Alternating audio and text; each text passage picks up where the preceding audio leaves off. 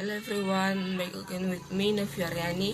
Well, in this discussion I will discuss barriers to effective interpersonal communication and how to overcome the barriers of effective interpersonal communication. Barriers to effective interpersonal communication. Barriers to effective interpersonal communication ini ialah sebuah hambatan dalam komunikasi interpersonal yang efektif. Barriers to effective interpersonal communication divided into 6 of them. 1. Sentiments. Sentiments ini ialah sebuah emosi. These feelings or opinions are based on emotions. This feeling can be conveyed or expressed through words, action, and body movements. These emotions are more independent and unrelated to perception, which means that when an individual feels a certain emotions, he can spontaneously show his emotions without being influenced by a certain perception. Di mana emosi ini muncul dari beberapa hal, diantaranya yaitu stres, aktivitas sosial, usia, jenis kelamin, kepribadian, dan kualitas tidur. Dimana pada saat orang mengomunikasikan idenya, si penerima dapat merasakan bagaimana pengirim mempersepsikan pesan yang disampaikan itu. Suatu pesan atau ide itu mungkin muncul saat sangat sering kita artikan dan tafsirkan secara berbeda, karena pada saat itu seseorang tidak dapat berpikir secara nasional. For example, anger, fear, surprise, sadness, disgust, and happiness. 2. Filtering. Filtering ini yaitu menyaring.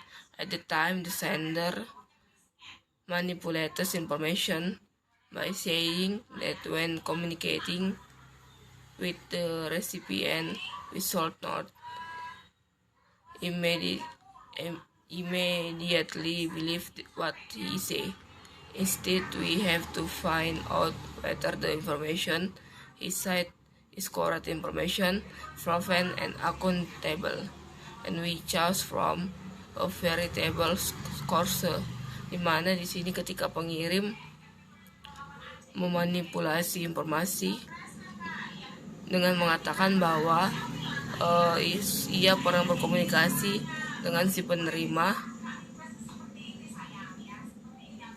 sebaiknya kita tidak boleh langsung percaya apa yang dia katakan, dan kita harus mencari tahu apa informasi yang dia katakan itu benar, terbukti, dan dapat dipertanggungjawabkan, dan kita memilih dari sumber-sumber yang akurat yang dapat diverifikasikan.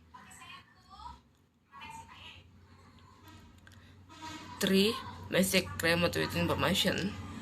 Secret motivated information ini yaitu pesan penuh informasi, where the information is redundant about the same material and confusing as the example when you have the same 10 emails with the same message content.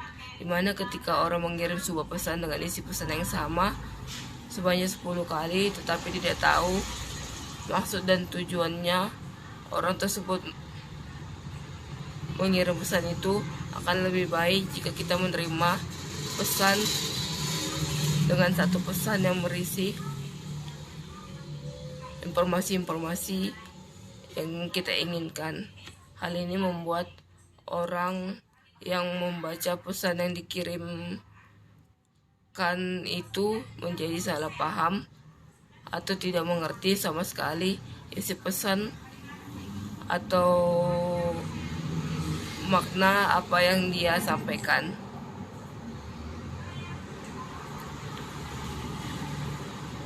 4. Defensiveness, ini pertahanan diri. Defense usually consists of acting whatever the sender is doing to you and sharing at you. Dimana dalam hal ini manusia cenderung menolak untuk saling pengertian ketika mereka merasa sedang diancam atau berada di posisi sulit.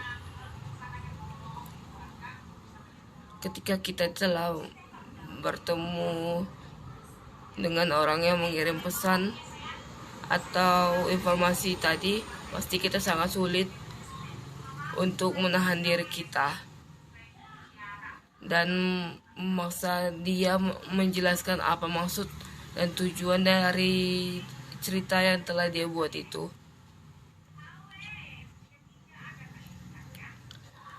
5. Cultural difference. Cultural difference ini ialah perbedaan budaya. When two people from different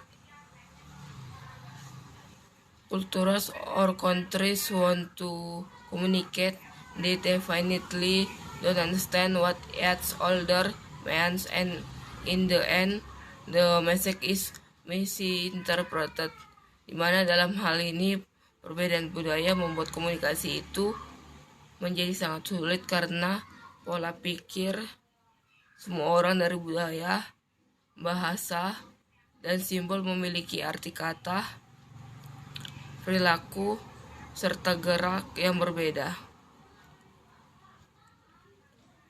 For example, di negara Amerika, orang-orang berkomunikasi dengan bebas karena itu suatu bagian dari budaya mereka. Dimana bersalaman dengan satu tangan bagi orang Sunda mungkin terkesan kurang sopan, tetapi bagi bangsa etnis lain mungkin suatu hal yang biasa. 6. Argot. Argot ini ialah bahasa. Language is always used in human life to communicate and socialize. In this case, language has two basic aspects, namely good form and good meaning. Di mana bahasa ini digunakan dalam kehidupan sehari-hari untuk melakukan proses komunikasi dan sosialisasi. Hal ini membuat tidak semua orang memahami argumen satu sama lainnya. Oleh karena itu perlu dihindari kata-kata kasar saat berbicara dengan seseorang yang tidak dikenal secara pribadi.